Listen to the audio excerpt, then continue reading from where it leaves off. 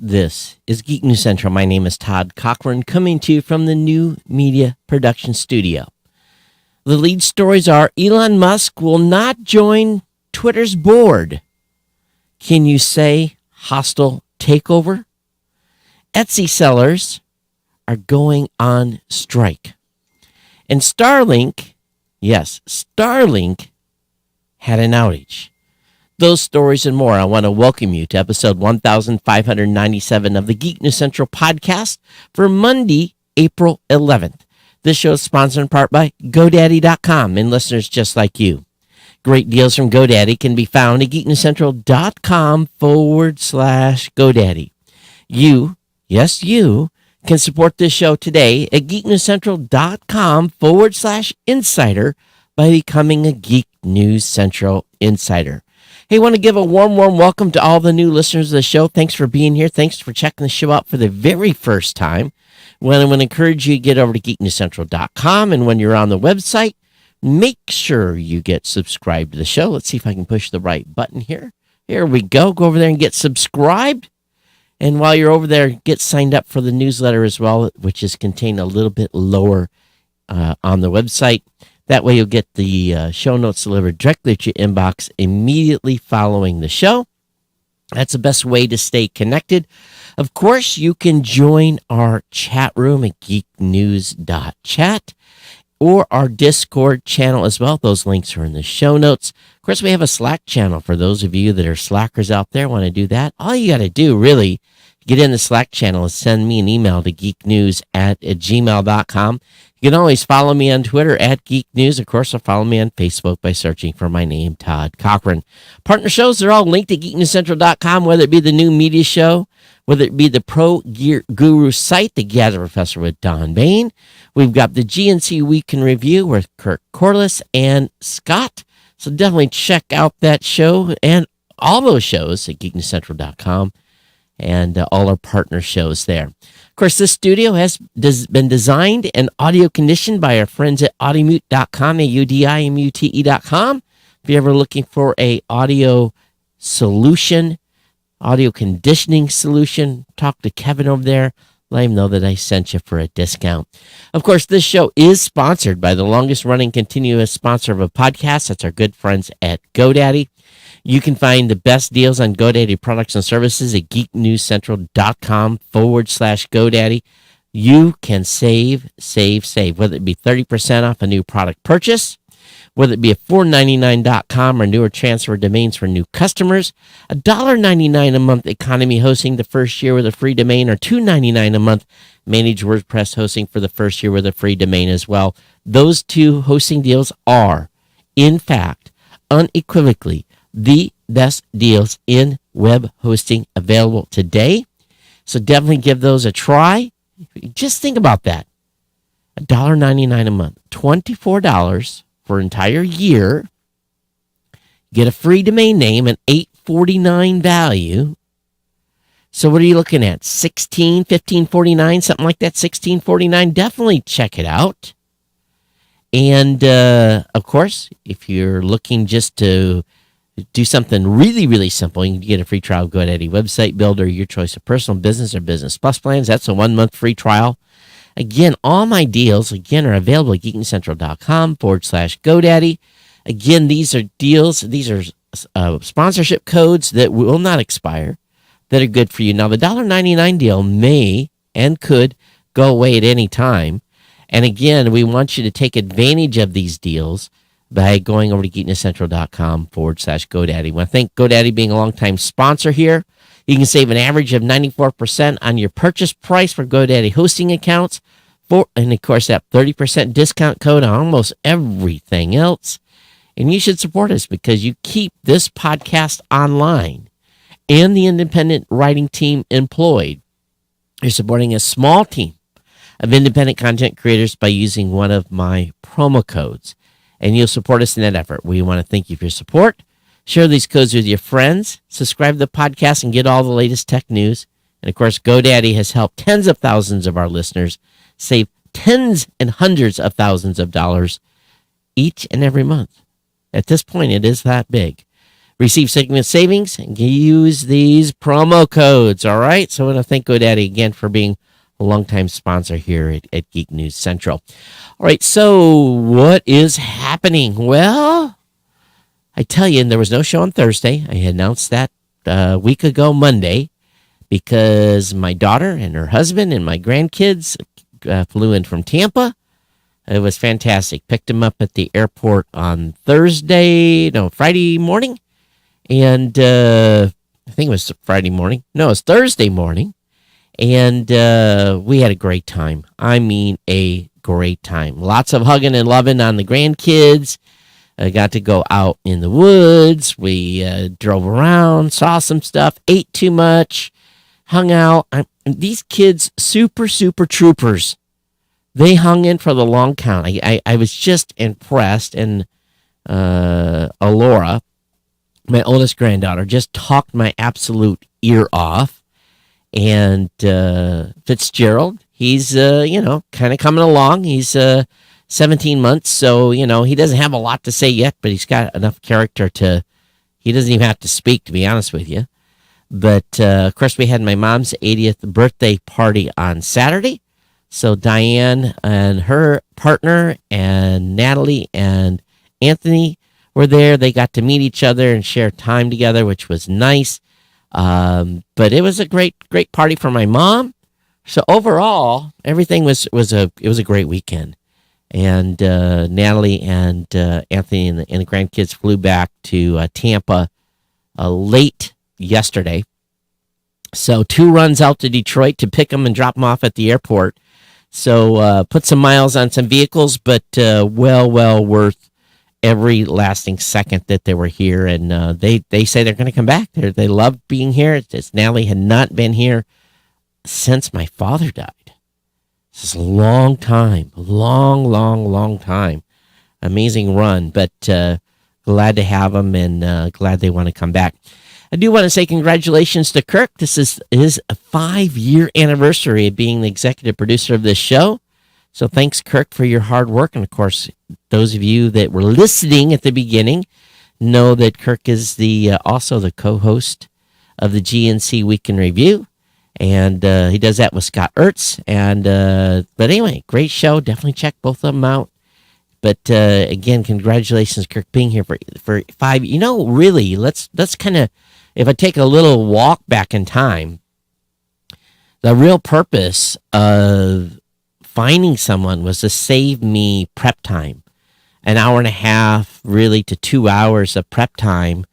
And Kirk and I have synced up very, very well. And, he picks the stories I would pick.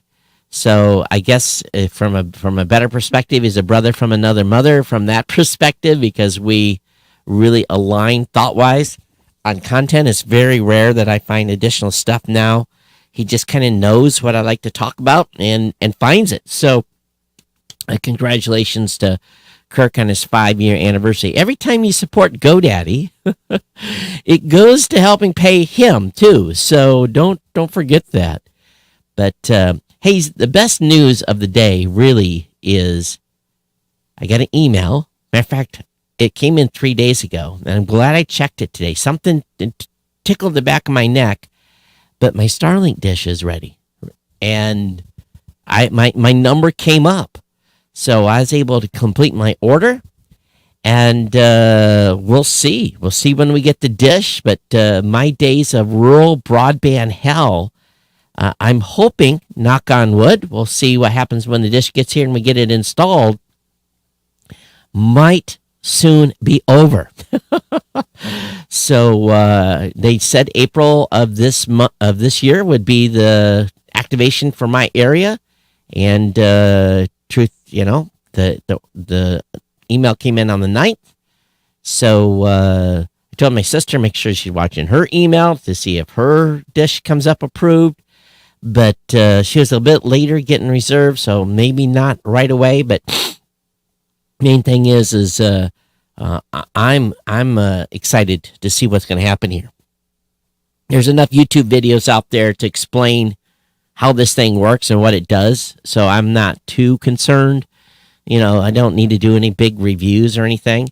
But I did buy some extra accessories so we can mount it properly to the roof so it doesn't cause the roof to leak. I'm sure my brother-in-law will appreciate that. But anyway, that's where we're at with that. I'm excited. We'll see when we actually get it and able to put it up. All right, so lots of stuff going on in the tech world. And one thing I'll mention, and I'm not going to link to the article, but I've been noticing this ongoing, and we've talked a little bit about it here on the show, about this ongoing narrative of people losing their minds and news organizations losing their minds when rich people start making comments.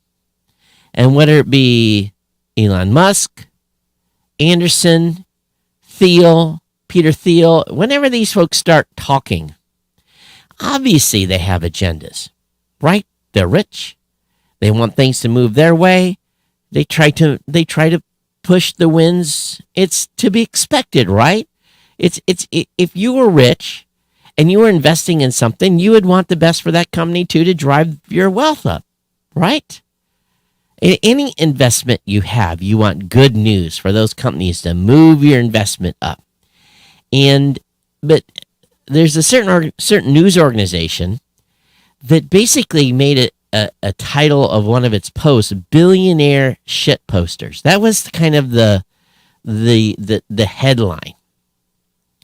And how they just absolutely hate on these people. The last time I checked, at least on Elon Musk's side, pretty much a self-made man. I can't speak to the other two because I don't know their history. But when people have self-made and made their own wealth, and we're given a kick up from daddy or mommy, or be part of some big family inheritance, aren't you inspired by that? That the average Joe can just do his thing and be successful? I don't know. And some people don't trust Elon or some of these other folks, and I understand that. It's okay. But some of the stuff they're doing is pretty revolutionary. And I said revolutionary because it has a tendency to upset the status quo. And when I say revolutionary, it moves into really the story about Elon Musk and making an SEC filing saying that he reserves the right to buy a larger stake in Twitter. And does that sound to you like hostile takeover? Do you think that Elon's was going to be constrained if he joined the board of directors in not acquiring more stock, and then he would have a fiduciary duty by being a board member to not say bad things about the company? So now that he's not going to be a new member of the Twitter's board of directors, it means more speculation about his intentions. And of course, Musk has updated his filing for investors, and where he now has to explain his intention. The new form confirms that any arrangement blocking Musk from trying to buy a significantly larger share of the company is gone, and it lays out various ways he may make his voice heard going forward. The result is a piece of evidence for anyone who suspects Musk's reversal had something to do with the legal requirements that would come with serving on the Twitter's board.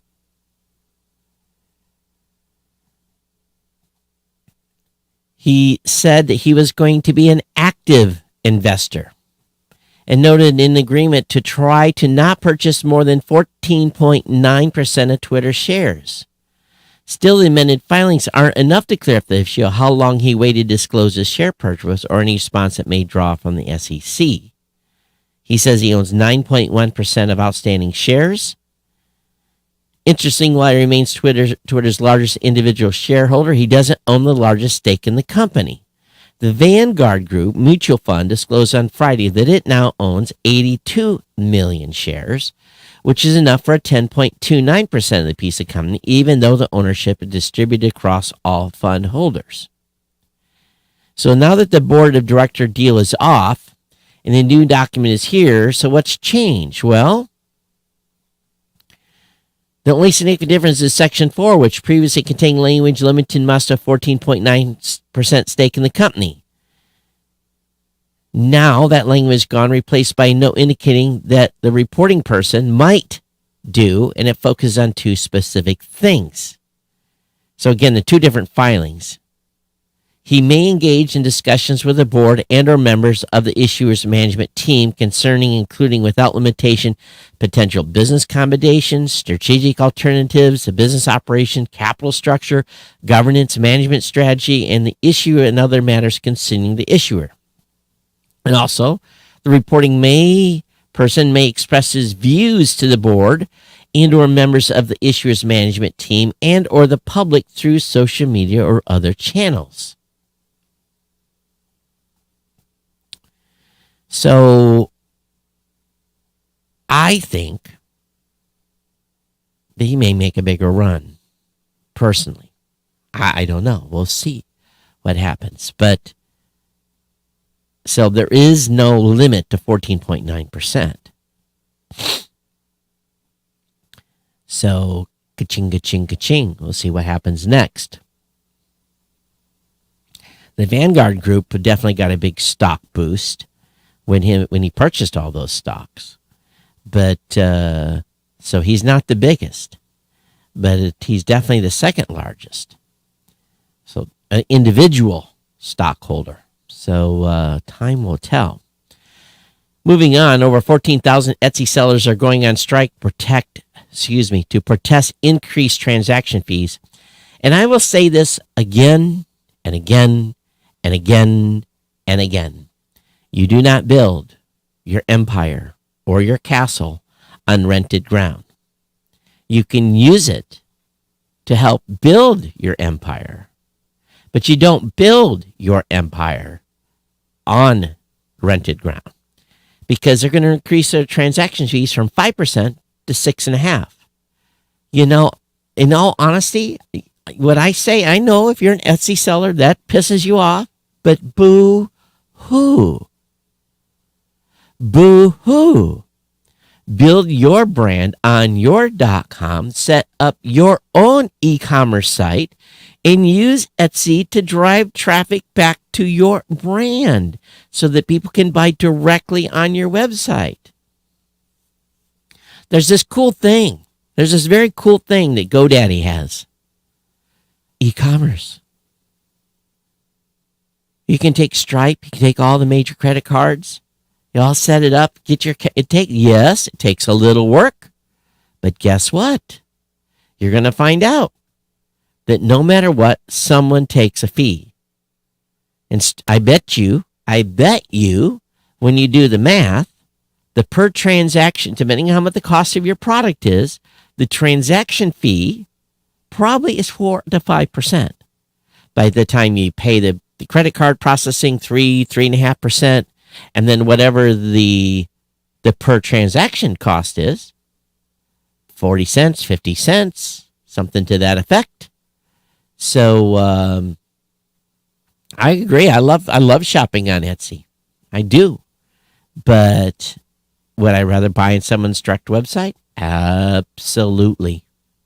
So cry me a bowl of tears. Well, see, my Starlink dish is coming. It turns out the Starlink service had a brief but global weekend outage. And users around the world report issues on Saturday morning around 4:20 Eastern, 4:20 a.m. Eastern, with dishes stuck hunting for satellites.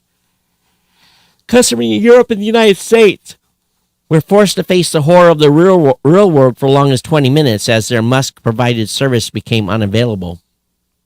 I wonder if they did an update. There are currently over 2,000 Starlink satellites in low Earth orbit, with another 47 launched in March. Well, actually, they're launching about every week now. And so it's every internet service provider has occasional outages. So the issue that occurred over the weekend appears to be considerably lengthier and more widespread for some, and the team was aware of it and working on it. So I'm going to see how this all works myself. I'm going to be running some tests too. Apple is reportedly facing further European Union antitrust charges following a complaint from Spotify. So this should not come as a surprise. The extra charges come a year after EU accused Apple of breaching competition law in the music streaming market through restrictive App Store rules. At the time, the EU's accusation outlined concerns from a 2019 complaint made by Spotify regarding Apple's policy for managing in-app payments. The complaint addressed how Apple charges Spotify and other subscription-based companies a 30% fee. Spotify argued was stifling competition for companies to compete with Apple Music. The commission now intends to set out extra antitrust charges in a supplementary statement of objections, according to Reuters, something that's normally issued when an EU competition enforcer has changed a portion of its case or found new evidence. And, of course, Apple did not respond. I think they're going to come under more direct attack over time. Now, Tesla, it's been a few years, almost 5 years since the debut of the Tesla Roadster. They're now opening up reservations. It's going to require a $50,000 deposit. So if you want one of these bad boys, you can give the company $5,000 of your hard-earned dollars via credit card with an additional $45,000 due by wire transfer within 10 days to get a spot on the Roadster waiting list. You know, behind the people are getting one for free from the now shuttered vehicle purchase referral program. The pot is fully refundable. Tesla salesman is not clear if that's just the $5,000 or the full amount, which makes it final. The reopening reservation program was pointed out on Sunday by CNBC's Laurel Condoni, and they're generally curious who is actually willing to let Tesla hold on to $50,000 of their dollars, interest-free for an unspecified amount of time, given the number of delays. $50,000. Wow. They say typically to ask a car company for details on the program, the number of current reservation it holds, and how long it expects people to get on the list will have to wait. But because Tesla no longer operates a public relations department, we can't ask any of those things. That leaves us to speculate wildly, say that we'd be shocked if anyone reserving today got their car before the end of 2023. So what do you think? Would you like to have a Roadster? Would you like them to hold 50,000 shamolis of your money for the next year or more? I don't know about you, but I'm not in that position. Google has announced a Pixel phone repair kits with iFixit partnership. So, of course, Samsung recently announced it would partner with iFixit. So now Google is in on the game. And we know today's smartphones are much harder to repair than devices just a few generations ago. Like Samsung, Google says its repair kits will be available later this year. You get all the official components, instructions, and the tools you need to safely tinker with your smartphone. To start, Google and iFixit will offer batteries, displays, and camera modules for a Pixel phone from the Pixel 2 through 6. Google says it will also ensure future Pixels are also have parts available. Considering Google doesn't even produce software updates for the Pixel 2 and 3, the availability of repair kit is a pleasant surprise. So good news there. Google, this is an interesting one. Google is suing a person it says ran a puppy breeder website scam that ripped off hopeful pet owners.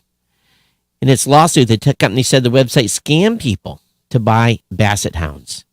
And Google has sicked its lawyers on a person. The tech giant filed a lawsuit on Monday. And purchasing pet puppies online has become a fraught task during the pandemic. Online puppy scams have proliferated as the COVID-19 pandemic, sending demand for pets spiking. Go to your local humane society. That's where you can find a dog. You don't have to pay big money. You can go there and adopt the dog. In 2020, the Better Business Bureau reported that online pet scams tripled year over year. Google set against the individual appears to be an attempt to push back against this form of fraud, and their filing company lawyers from the firm Cooley LLP wrote that this person, NTSE, has been perpetrating a puppy fraud scheme to exploit COVID-19 pandemic for personal gains. And he's got a bait and switch type of thing going on. Be careful out there who you're giving your money to. Google Fi unlimited plans get lower price and higher data limits. So Google's blog post explaining the changes say the Simply Unlimited plan now starts at $50 for one line instead of $60. High-speed data limits are increased from 22 gigs to 35 gigs, and you're allowed 5 gigs of hotspot tethering to other devices. If you're on a family plan and are buying multiple lines from Google, your prices will go down too. 2 lines are now $40 each instead of $45. 3 lines are $25 each. And 4 or more lines are $20 each instead of $30. Simply Unlimited doesn't have worldwide usage applications, but the plan works with unlimited calling in the U.S., Canada, and Mexico. So be aware of that. If you go overseas, you may have to get a SIM card because your phone may not work overseas. Lincoln, yes, Lincoln's to show off an EV concept on April 20th. The company says it's inspiration for cars you'll actually be able to buy. That's kind of funny. A vehicle you'll actually be able to buy. Have you guys checked the car dealers lately? Somebody that I know from Lincoln that actually sells cars at Lincoln doesn't think there's going to be a substantial amount of inventory in their parking lots until sometime in 23. So this should not come as a surprise to anyone. But he predicts that when the cars do come in bulk, that's going to make this used car market crumble. I must say, though, if any of you that are listeners of mine in Hawaii, I'm looking for a vehicle. My son wrecked his car. I don't know if you were around when this happened. He's okay, but we need a replacement vehicle. And oh my goodness, how much cars are costing right now. Moving on, ex-Apple employee take Face ID privacy complaints to Europe. Privacy watchdogs in Europe are considering a complaint against Apple made by former employee Ashley Govic, who alleges the company fired her after she raised a number of concerns internally and publicly, including over the safety of the workplace. She's a former senior engineering manager at Apple, was fired from the company last September after she raised concern about her employees' approach towards staff privacy, of which were covered by The Verge. So she's filed the complaint.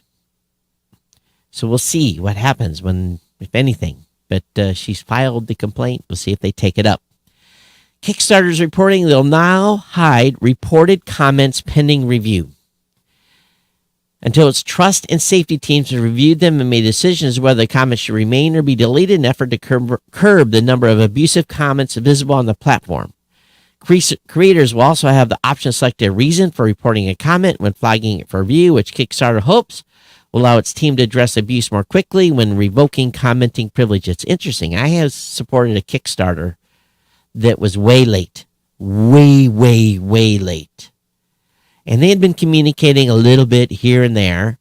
And I got a survey sent to me by Kickstarter saying, have you received your item? And I said, no, I have not. Remarkably, 7 days later, this past Friday, my Kickstarter item arrived. And it actually worked. It does what it says it was supposed to do. I'm quite happy. And it makes me go, just a little bit.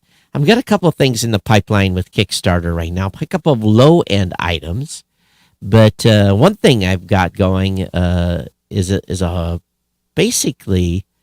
Well, I'll talk about it when it gets here. But needless to say, it's going to be used in this camp that I'm going to build on my family's property if it will ever quit raining here to get started. Neptune is cooling down, and scientists don't know why. Now, they say we would expect temperatures of slowly growing warmer, not colder. Well, Neptune is orbiting 30 times farther away from the sun than Earth, with 1 year lasting with one of their years. listen to this, with one of their years lasting 165 Earth years. The ice giant season 2 lasts much longer than those on Earth, more than 40 Earth years each. So as the planet moved to its southern summer over the past 2 decades, astronomers observed its average global temperature plummet by a whopping 14 degrees Fahrenheit. They say this change was unexpected. Since we have been observing Neptune during its early southern summer, we would expect temperature to be slowly growing warmer, not colder. Well, maybe it's global warming on Neptune. Who knows? So the team analyzed observation of the heat-carrying infrared part of the light spectrum obtained from 2003 to 2018 by the world's best telescopes. They observed cooling, however, it wasn't uniform. So they are very confused why this would happen. And again, we don't know. It's so far out, and it's one of its years is 165 Earth years. I think we got to wait a while before we can really get any good science. But the scientists are confused. It's not surprising, but Amazon is still struggling to make drone deliveries work. Amazon's drone delivery program has yet to gain momentum. According to Bloomberg, there were 5 crashes over the course of a 4-month period at the company's testing site in Pendleton, Oregon. A crash in May took place after a drone lost its propeller. Bloomberg says Amazon cleaned up the wreckage before the FAA could investigate. The following month, the drone motor shut off as it switched from an upward flight path to a straight flying path. 2 safety features, one that's supposed to land the drone in this test type position, another that stabilized the drone, both failed. As a result, the drone flips upside down and made a fiery descent from 160 feet in the air, leading to a brush fire that stretched across 25 acres. Instead of a controlled descent to a safe landing, the drone dropped out about 160 feet in an uncontrolled vertical fall. So you're going to crash a few. In the early days of aviation, they crashed and killed a lot of people. All you're doing here is losing drones. Driverless car was pulled over by the cops and it appeared to flee the scene. The Cruise autonomous vehicle was stopped by the San Francisco Richmond District Police Department because it didn't have its headlights on in dark. But the officer walked up to the vehicle. He said, "Hey, there's no one in it." And then the vehicle pulled away and the police re-pulled it back over a couple hundred feet down the street and made contact with the company. And apparently, they corrected the information. The car was not issued a ticket. Now, who do you give the ticket to? That is the question. But the company says, the car thought the traffic stop was over and pulled away. Well, I guess they could, if that was a human, you might be going to jail. The Batman will be available to stream on HBO Max beginning April 18th. So you'll be able to stream that soon. Ericsson has announced they pulled out of Russia indefinitely to protest the war in Ukraine. Plus, AMD tells Russia has stopped all technical product support and marketing in the pariah state as well. So, in light of recent events and of European sanctions, the company will now suspend its affected business to customers in Russia indefinitely. Employees working for Ericsson Russia will be placed on paid leave. The vendor added the priority is to focus on the safety and well-being of Ericsson employees in the country. Ericsson said that the consequence of its withdrawal, the company will lodge a 900 million crown or 95.32 million provision for Q1 of 2002 for the impairment of assets and other exceptional cost. So that's interesting. They're helping Russia develop its first 5G network for industrial customers. So a lot of companies continue to pull out of Russia. DoorDash adds a cheaper Dash Pass plan for students. A $5 per month subscription costs half as much as a regular Dash Pass. So if you're a student, undergraduate specifically, $5 a month or $48 annually. That'll help you, I think, save some money on your deliveries. I'm not exactly sure. Fitbit roll out a passive heart rhythm monitoring feature after getting FDA approval. Google asked the agency to review its logo last month. So again, the FDA has given Fitbit the green light to monitor users' heart rhythms. In the background, a new photo Oh my God. A new PPG algorithm can passively check a user's heart rhythm while they're still or asleep. If the tech detects a sign of atrial fibrillation, AFib, yes, I cannot pronounce that, a type of irregular heart rhythm, it will alert the wearer. The thing is, I take my watch off at night, put it on the charger. How many of you wear your watch to bed? It just seems to me to be odd. I guess some people may do that. Sonos bought a startup that made a light-powered Bluetooth speaker, and basically, they acquired a company called Mayht, Mayht. It's a Dutch startup best known for co-creating a Bluetooth speaker powered by light.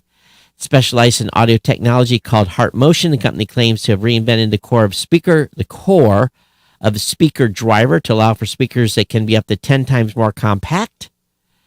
And Sonos is paying approximately $100 million to secure it for itself. So Sonos still out there making moves. Also, Netflix will give shows 2 thumbs up. Viewers can give a special rating to the shows they like the most. 2 thumbs up. And I'm currently watching, and I started and stopped, and then I've started again. The Last Empire, I think, is the name of the series I'm watching. Lots of blood and gore in that one. Biden administration cracks down on 3D printed ghost guns. A new rule makes dealers serialize 3D printed firearms. But I don't think where the big part of this is. It's going to go after the 3D printed guns. But the rule also includes several other restrictions that are not aimed at 3D printed weapons, including an effective ban on, listen to this, unserialized buy, build, shoot kits by treating them as firearms subject to strict licensing and background checks. The EJ will also treat guns with split receivers as subject to regulations as well, and demands that licensed dealers keep key records until they shut down, not just for 20 years. So, the split receiver thing is the one that's probably going to get the most attention for those of you that are gun collectors or gun enthusiasts. AT&T chief says carrier may raise cell phone plan prices and cut some landlines. Of course they're going to cut landlines. Why would they not cut landlines? New way AT&T will trim costs includes replacing copper lines with fiber optic cable. Really? Where feasible, or simply ditching landline support altogether where fiber can't be laid. Faced with inflation, the price of everything from router components to employee wages, AT&T will also have to raise more revenue from its core business now that its media wing is spun off. So they're proposing a significant price increase. So if you're on AT&T, good luck with that. Apple, Google, and Samsung may have big smartwatch plans for 2022. You might see Google's first smartwatch, a rugged Apple Watch, and more. So lots of stuff that's going out there. That 1 in 5 Americans are wearing smartwatches, and they think there's going to be a watch from Apple that basically can take a beating and keep on ticking. Of course, they can't use that because I think that trademark or slogan still owned by Timex if they're still in business. But lots of discussions on smartwatches. Link will be up in the show notes for you to review. Of course, a little bit of history was made. SpaceX capsule docked at the International Space Station with an all-private astronaut crew. Of course, the pilot of that crew was a prior NASA astronaut. But each of the businessmen that went up there paid $55 million. The 3 businessmen did for the ride. I guess the pilot did not have to pay, but they're going to be up there for a week doing real science. So good for them. The AX-1 crew is up there for a few more days. Gen Z, according to the BBC, is calling for more honesty on social media. I think they're the ones creating most of the content on social media, right? Gen Z people aged 18 to 25 have been credited with the rise of popularity of ethical companies, and now it's thought to be responsible for changing how brands, specifically in the cosmetic world, approach their online presence. Social media commentators are reporting a shift behavior away from the highly polished, aesthetically pleasing world that Instagram used to serve up, in exchange for a simple basics reality that is bringing people more authentic and more relatable role models. So, okay. We'll see. We've got a little bit of an Instagram going on Blueberry right now. So if you're not following Blueberry Podcasting on Instagram, please do. We're doing our first. We've got our first person that we are working with, a collaborator, to do content this month. So definitely check it out. Look, just search for Blueberry Podcasting on Instagram and give us a follow. How to protect yourself from digital stalking? Well, PC World's got a good article about this, and how to keep yourself safe out there. Link will be up in the show notes on that. Not surprisingly, PC sales are starting slow after 2 years of pandemic-driven growth. So global PC shipments are slowing, and they don't say exactly how much, but it looks like it. Oh, wait a minute. It's going to be a decline by 5% in the first quarter of 2022, considering the big boost they got because of the Rona. It's not surprising we're seeing the slowdown. TP-Link's first Wi-Fi 6E mesh system is available to order. And what's the price on this bad boy going to be? About $300. You can pick up a 2-pack for $300. That makes TP-Link offering significantly less expensive than a Wi-Fi 6E mesh system from Linksys, Netgear, and Eero. So it's called the Deco XE75 routers. And remember, you can add more to them if you think you need to. So any of you done a mesh? Here's the thing that's going to happen now with Starlink. Where I'm going to put the dish is going to be for the loft. But the barn, which is about 100 feet away, I need to figure out how to get reliable internet into the barn as well. So what are you guys using for distance and getting, is the mesh network the way to go? Do I need to buy, because I got a couple places I could put mesh routers that are intermediary locations between the where I'm going to have the base and the barn. Would this be the viable way to go to get those devices to talk to each other? And so I'm kind of curious. If any of you are running mesh, I don't know a lot about it, to be kind of frank with you. Guess I need to study up. But I want to be able to get the signals between the two buildings. Or is there another way to do that? Is there something else I can do that's more fancy that I'm going to get good high speed in the barn? Apple Studio Display's issue leaves some owners unable to update their firmware. Some are being told by Apple Support to bring their monitors in for repair. So, apparently the computer inside the monitor doesn't want to update. Dell is also trialing a 4-day work week in the Netherlands as the massive UK pilot starts. Hopes to tap into a pool of tech workers who aren't keen to be tied down for 40 hours a week. So how many hours are they actually working? Working 4 days a week, and I don't know. Are they working 32 hours and get paid for 40, or how's that? They didn't say. Man, I could do a 4-day work week. I really could, but then I'd have to work 12 hours a day to get what I need to get done. YouTube says the iOS picture-in-picture coming to all users in a matter of days. They've had some issues. Basically, on Sunday, in a tweeted response to a user having problems accessing the experimental feature, YouTube said picture-in-picture available in a matter of days for devices running iOS 15. For those unfamiliar with the feature, picture-in-picture allows videos to be watched while using other apps. YouTube has extended a testing period for features several times, so we'll keep an eye out. All right, that's going to bring me to the end. I don't think there was any emails that came in. I am a little bit behind on email. Let me look over here and make sure that none did, so I'm not giving bad gouge out. Not that email account, not that one. There we go. GNC comments. Yep, nothing in here.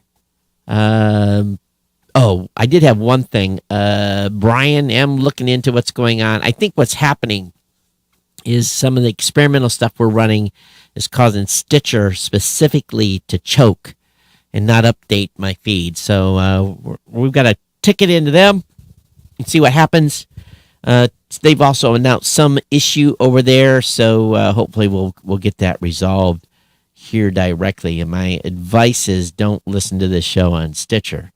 Use Overcast or one of the other apps out there available to you. I think that's the way to go. All right, so as always, it's the best way to contact me is very, very simple. geeknews@gmail.com, geeknews@gmail.com. Of course, I'm at Geek News on Twitter. Please consider becoming an insider. geeknewscentral.com/insider. $2. Just do $2. $2 a month, $24 a year, or do $5. $5. That's $5 a month. That's less than a Starbucks coffee. And I hope my content's worth $5 a month. geeknewscentral.com/insider. Matter of fact, I know it is. We give you enough value here. Come on now. Pony up to the bar. Write that check. Do that PayPal automated payment. And we appreciate all of you that do and are. It's greatly appreciated. So again, geeknewscentral.com/insider, 2, 5, 10, 15, 20, or $25 a month. And of course, one-time donations are greatly appreciated as well. Helps us do what we do here. If you don't, no matter what you may think, there's not an unlimited budget here. There isn't. And we're not getting rich here. We're doing what we need to do to keep the lights on. And if you can help us turn them a little brighter, that's even better by supporting the show. And I think all that do. And those of you that support the sponsor by sharing my promo codes with your friends, family, and people that you know without writing on the bathroom wall, I also appreciate that as well. It's been my pleasure to bring the show to you. Be back with you on Thursday. We're making the march here to episode 1600. And because I took a show off and looking at my schedule here, so the 98th will be on the 14th. The 99th will be on the 18th.